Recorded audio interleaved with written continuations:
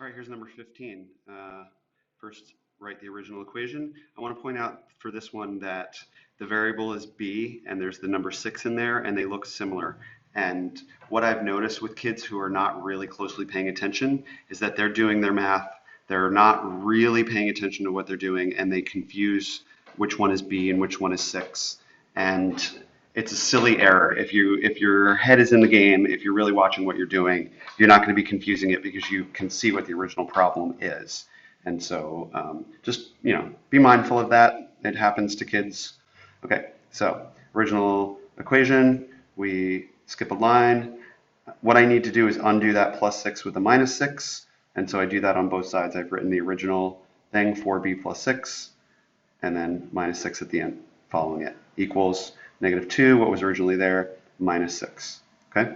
Now I'm going to simplify on this step by combining that plus 6 and minus 6, which go away, to become 4b. And over here on this side, negative 2 minus 6 is negative 8. Okay. And again, some mistakes I see that kids make, sloppy errors.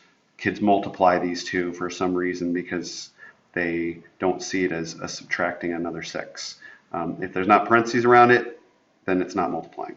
Okay, and some other related things like that. So be mindful of that. So we've got 4b equals negative 8, and then we use a new step on here to do the dividing by 4. Okay, so if we resulted by simplifying this second line into this, then that should live there. That should be existing there. And then you're doing this on another step, divided by 4, because that's the coefficient of b, and that'll leave you with 4 over 4b or 1b. Okay, and divide the other side by 4 as well, and you get b equals negative 2. Now we need to check that with the proof.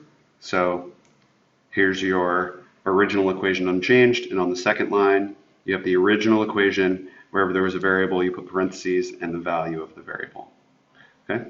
Next line, we're going to now simplify the left-hand side and the right-hand side separately. You can see that the right-hand side, there's nothing to simplify, it's just negative 2. But here on the left-hand side, we need to follow order of operations.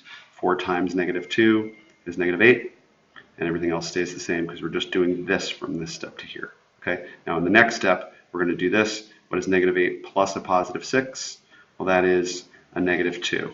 And that's what we had on this other side. So we have negative 2 equals negative 2. And we give that a check mark. And that's a properly done proof for number 15.